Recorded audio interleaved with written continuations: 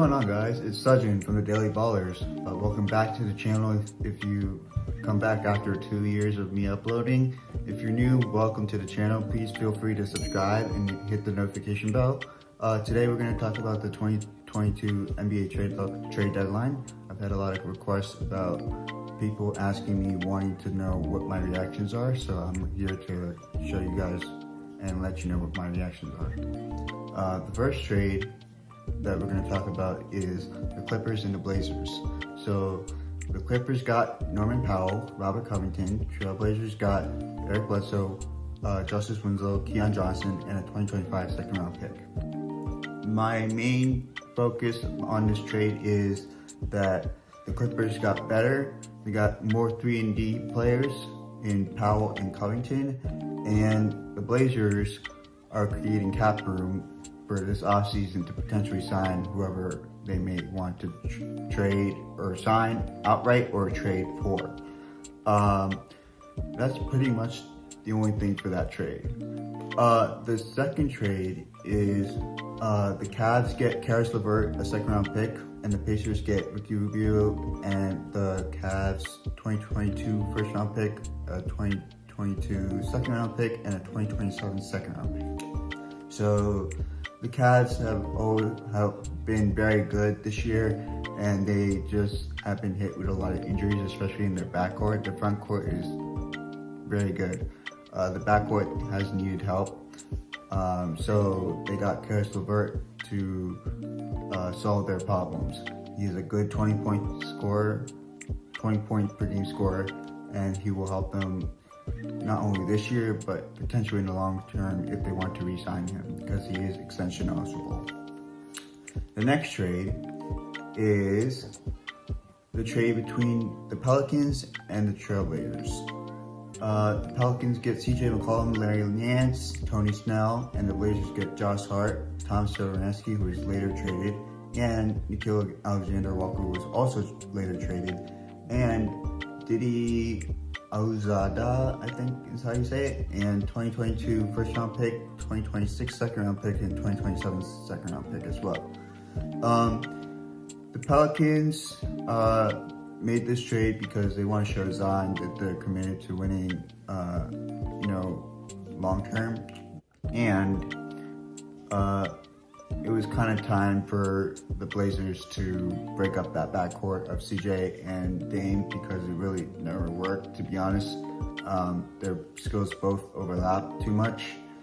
And so I think that was the main thing. And the Trailblazers end up getting some cap room as well with that trade. The next trade we're going to do to talk about is the two-way trade between the Pacers and the Kings. This trade involved Tyrese Haliburton, Buddy Hield, and Tristan Thompson going to the Pacers, and the Kings got Domantas Sabonis, Jeremy Lamb, Justin Holiday, and a second round pick.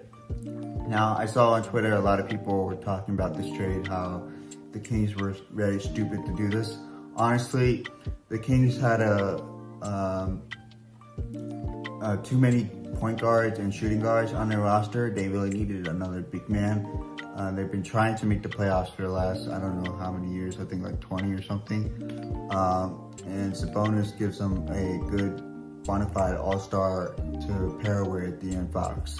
If I was the Kings, I would have traded De'Aaron Fox, to be honest, but I understand what they were willing to give up and trade away. And I think Woj reported that everyone was shocked that Haliburton was being even made available for a trade. So the Pacers, congrats to you guys. You guys got a hell of a steal, to be honest. The Kings were more of a win now mode with Sabonis, but it's understandable for both sides. All right, the next trade we're going to talk about is the three-way trade between the Jazz, the Blazers, and the Spurs. The Jazz got Nickeil Alexander-Walker and Juancho Hernan Gomez. The Blazers got Joe Ingles, Elijah Hughes, a 2022 second-round pick, and the Spurs got Tomas Satoransky and a 2027 second-round pick. My reaction to this trade is the Jazz got a steal in Nickeil Alexander-Walker. He can come off the bench for them. And the Blazers get Joe Ingles, who is injured, so that's more cap room for them. And the Spurs get an expiring deal on Satoransky, so that's more cap room for them too. That's pretty much the gist of everything. The next trade is a sort of simple but complicated trade. The two-way trade between OKC and Miami. So Miami gets 2 second-round picks in 2026, and OKC gets KZ Opala. But also saw that the OKC Thunder had one of the Miami picks, and so there's sort of protections on them. So the protections were waived, and they made it a 2026 or 2025 first-round protected pick, I think. So they have their 2022, 2023, and 2024 pick still available to them. And that's pretty much the gist of the trade. The next trade is the 4-way trade between the Kings, the Pistons, the Bucks, and the Clippers. The Kings got Dante DiVincenzo, Trey Lyles, and Josh Jackson. The Pistons get Marvin Bagley III. The Bucks get Serge Ibaka and 2 future second-round picks with cash. And the Clippers get Rodney Hood and Semi Ojeleye. I think that's how you say it. So my reaction is the Kings get Dante DiVincenzo, who is on an expiring deal. He's up for an extension. I do not understand why you would make that trade after you just traded Halliburton away. Kind of makes no sense, but understandable. And the Pistons get Marvin Bagley III. Marvin Bagley has been with the Kings ever since they drafted him. He's been complaining about playing time, so he goes to the Pistons where they will give him playing time, and they're in a rebuilding mode. So that's good for both parties. The Bucks get Serge Ibaka, which is good. Another big man, which the Bucks do need, to be honest. Brook Lopez has been out, and they've been starting Bobby Portis at the center position. So that's just another big man that they added. I think if Serge can stay healthy, he can be a very good bench piece for them and start if needed. For the Clippers, they get Rodney Hood and Semi Ojeleye. To be honest, the Clippers got even more wings now, but I think they're just setting up for the offseason where they need a point guard and a center, especially a starting point guard and a backup center for sure. They have way too many wings on that roster right now. That's it for that trade. The next trade, we got the trade between the Raptors and the Spurs. So the Raptors got Thaddeus Young and Drew Eubanks, and the 2020 second round pick, and the Spurs get Goran Dragic and a 2022 protected first round pick. So Dragic should be asking for a buyout, to be honest, and he'll probably sign with a contender. Thaddeus Young can mentor the young players for the Raptors, and Drew Eubanks was actually just waived as the time I'm recording this, and that's for that trade. Now, the next trade. The next trade is between the Celtics and the Magic. The Magic got Bol, PJ Dozier, and 2 future second-round picks in cash, and the Celtics got a future second-round pick back. Now, that was mainly just a salary dump, because I think the Celtics were trying to maneuver and get more cap room. But I think that was a solid trade by the Magic, because if they play Bol, then he can realize his potential on a rebuilding team, and he is extension eligible this offseason as well. Now, the next trade is the big one that happened on the trade deadline day, which is today. It was the trade between the Nets and the Sixers. So, the Nets get Ben Simmons, Seth Curry, Andre Drummond, a 2022 first-round pick, and a protected 2027 first-round pick, while the Sixers get James Harden, And Paul Millsap also, the Nets waived DeAndre Bemery because of the trade. So this trade I know was getting a lot of traction on social media today. My reaction is that both teams benefited from this trade. I think the Nets slightly won this trade just because even though James Harden did opt into his player option for next year, he'll still be extension eligible after next year. And that also tells me that he is not fully committed to the Sixers as well. On the other side, the Nets get a younger player, a better defender, the same playmaking. They've always needed more defensive-minded players. And they get Andre Drummond, which is a center who they really need because they've always lacked size this year. So it's a win-win for both teams, but I think that we have to wait to see, when Simmons comes back for the Nets and, see how both teams do. I would not be surprised if they both met in the playoffs at some point, but that's for a later day. The next trade is a trade between the Celtics and the Spurs. So the Celtics get Derek White, and the Spurs get Josh Richardson, Romeo Langford, and a 2022 first-round pick. I do not know what the Spurs were doing in this trade. The Celtics got a steal with Derek White.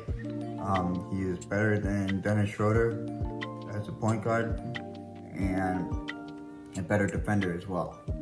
So good on the Celtics to make that move.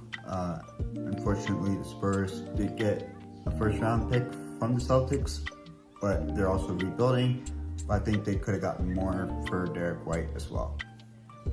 And the Spurs, they got Josh Richardson, who's on an expiring deal, Romeo Langford, who has barely played in his career, but is a young prospect.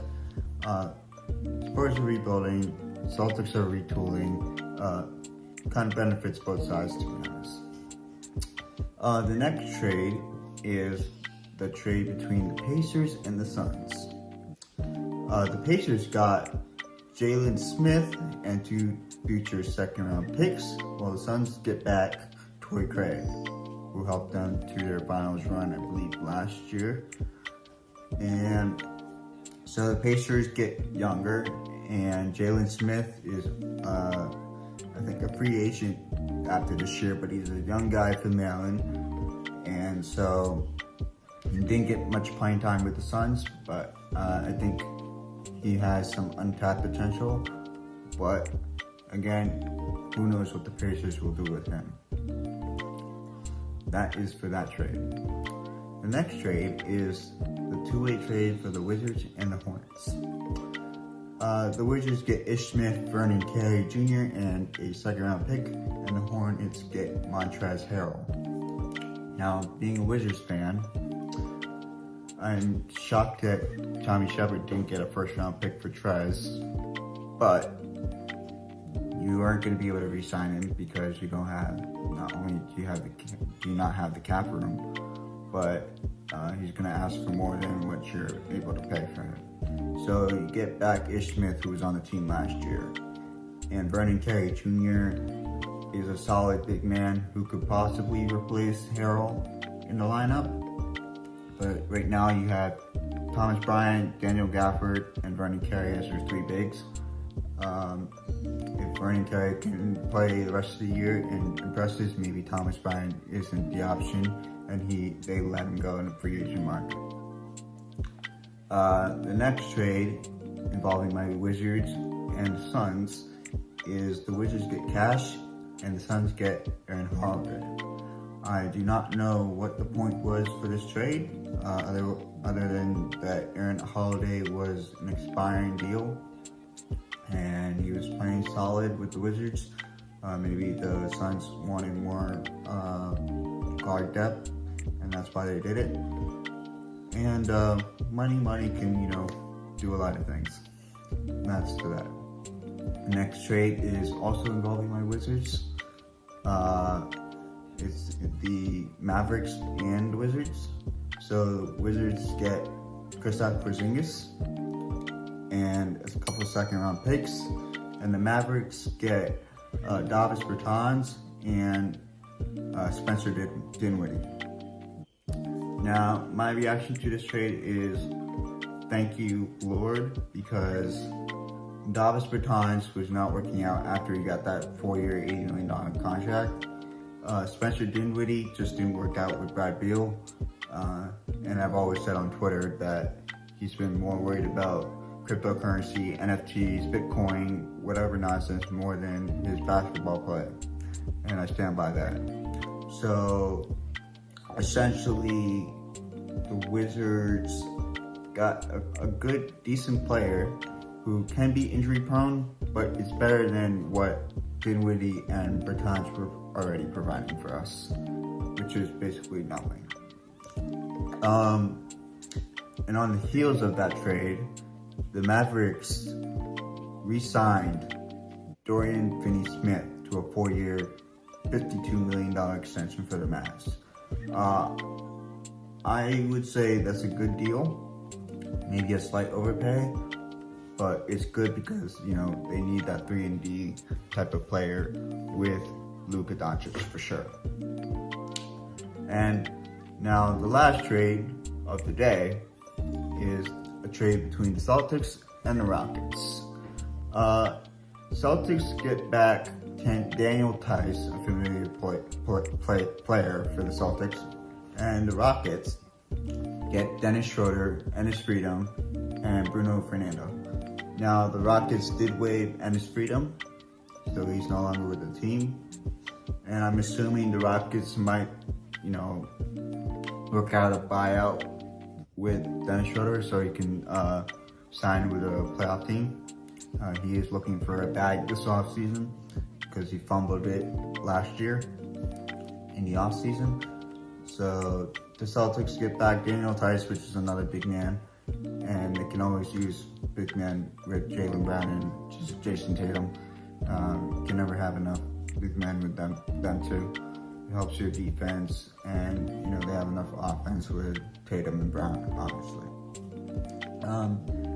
And just one last note, I think being a Wizards fan, Bradley Beal has two options this offseason.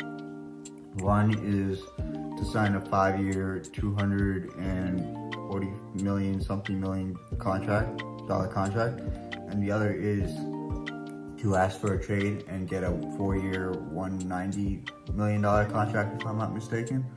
So he has two options, but it looks like the Wizards are kind of like tanking in a way with the current roster now, with Brad out.